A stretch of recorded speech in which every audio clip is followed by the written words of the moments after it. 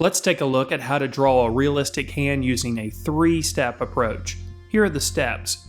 First, we're going to draw the basic shapes. Then we're going to draw the contours or the outlines. And then lastly, we're going to add the value, which is also referred to as shading. I'm going to use 2 pencils for this demonstration. The first is an HB pencil. The first thing we need to do is look at the basic shapes. The first shape is a square shape that happens on the back of the hand. We'll draw this shape very loosely using the HB pencil. I'm working on Bristol paper for this demonstration, which provides a nice smooth surface for drawing, but you're welcome to use any surface that you like. The next shape we'll look for is a triangular shape that happens just to the right of the square in this case. Again, we'll draw this shape very loosely using the HB pencil. Now we'll look for more shapes, and in the case of the fingers, these are simply cylinders. Now, this is the trickiest part of figuring out the shapes, but they're relatively easy to draw. I'll start with the forefinger. Again, for each segment of the finger, we're just going to draw a cylinder. Since the finger points away from the viewer a bit, that cylinder will be hidden just a bit, or rather the next 2 cylinders after the first are slightly hidden. Then we'll move on to the middle finger. Only 2 of the cylinders are visible with the middle finger. Then we'll move on to the next finger. Notice that each one of these cylinders originates from our original square that we drew. And in the case of the pinky, there's just a small bit showing. Then we'll draw the cylinders for the thumb. Notice that it comes out of the bottom of the triangle that we drew. There's only 2 cylinders for the thumb.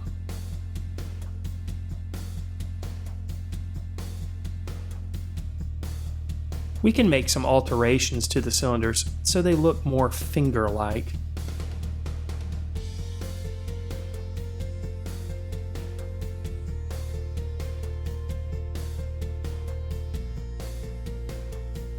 We'll draw a couple of lines for the wrist, and these simply come out from the bottom of the square. Now we'll gently erase some of the extra lines that we don't need anymore using a vinyl eraser.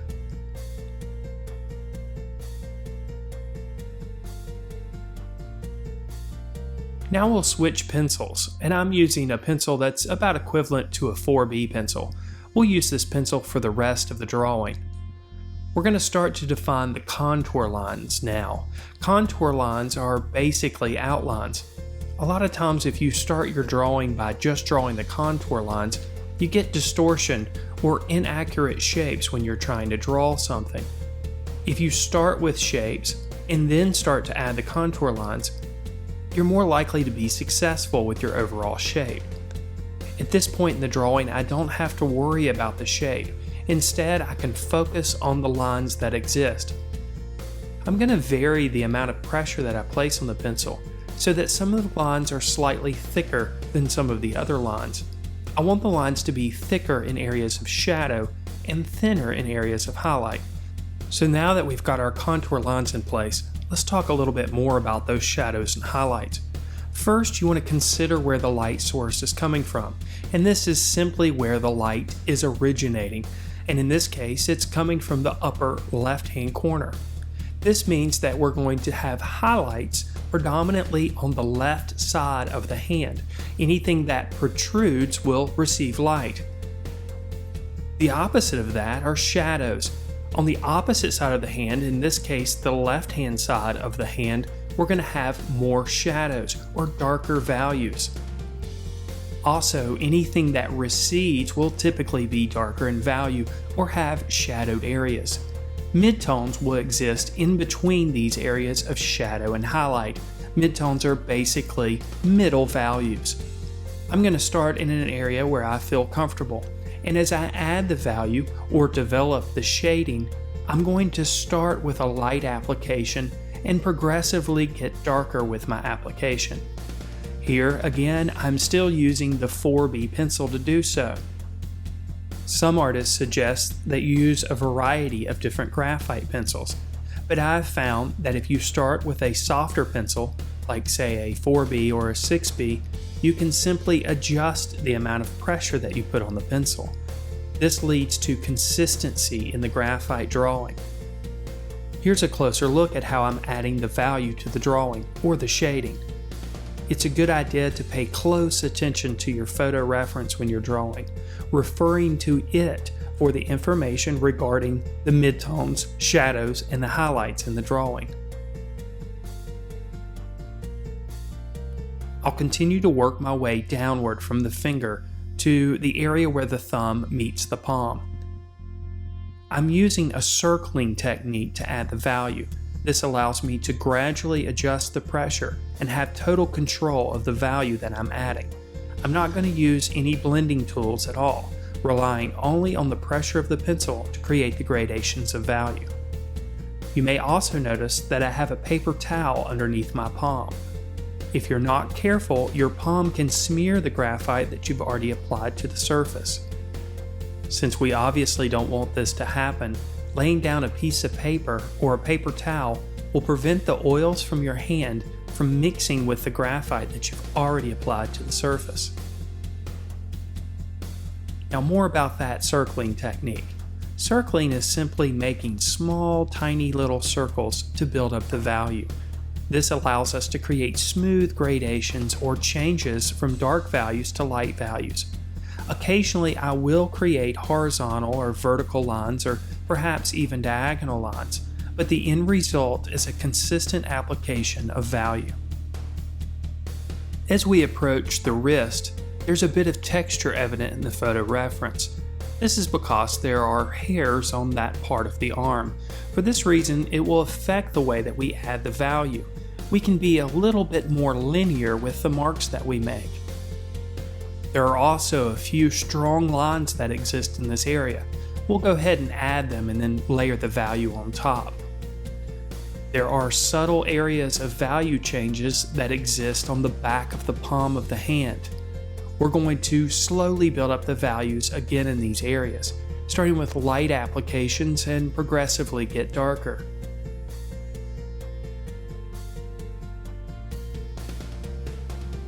These areas exist up near the knuckles as well. Again, we'll slowly build up the value. It's important not to make any assumptions about what values you feel like you're seeing.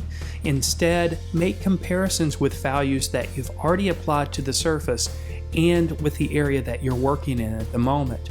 This will help ensure that you create accurate value. In other words, look at the darker values and compare them to the lighter values. Are your values matching the values that are observed in the photo reference? Work slowly. Take the drawing in small pieces at a time, focusing only in the area that you're working at that moment. A few cross contour lines are evident in the middle finger here. These are basically subtle wrinkles. I'll add these lines as I view them in the photo reference.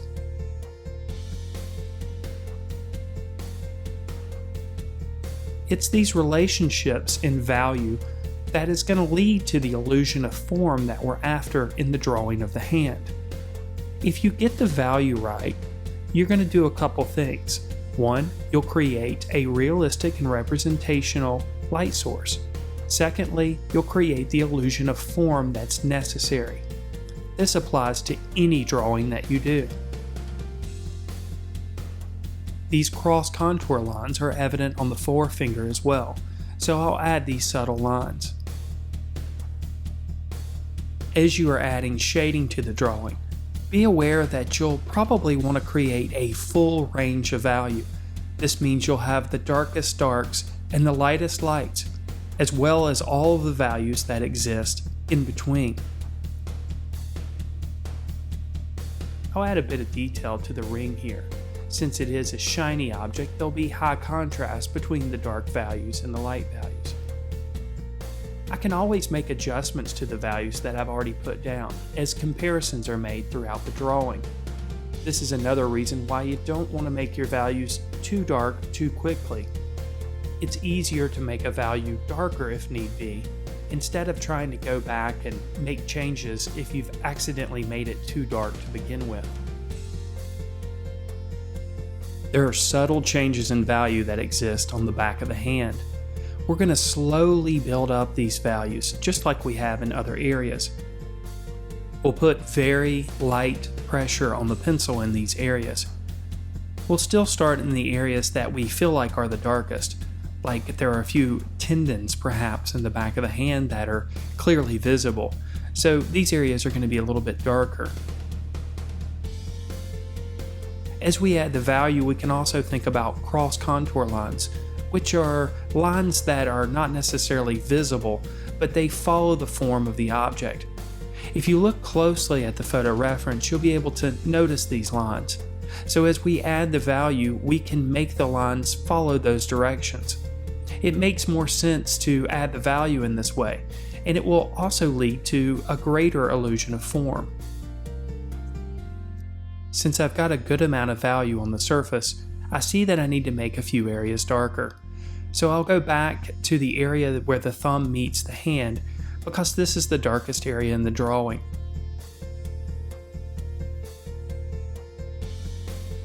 I'll go back and address the area that's near the wrist.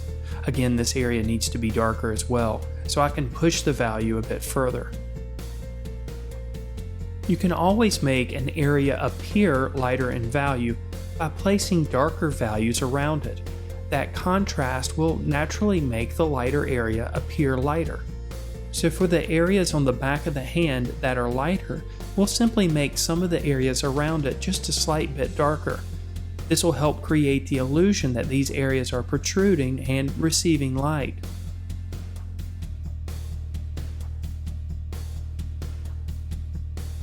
We'll continue to work on some of the subtle changes in value that happen on the back of the hand.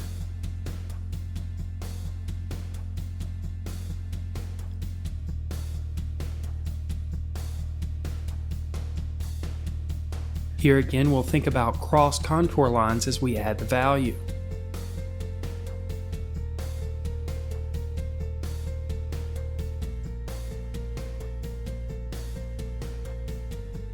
We can also go back and add some of the subtle lines that happen right at the wrist. We can also make this area darker, as it's darker in the photo reference.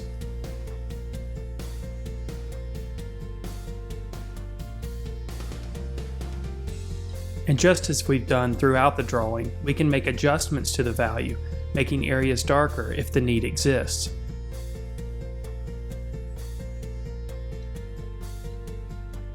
We'll add a very light value on the side that's closest to the light source on the wrist, and we'll make the area of shadow just a bit darker. This will help make the wrist look like it's actually curved. Then we can add those subtle details, like the individual strands of hair that are visible in the photo reference. We'll add these marks with a very light application, making the mark in the same manner that the hair would grow, out from the skin. Then we can make final adjustments to the values, pushing values darker if need be.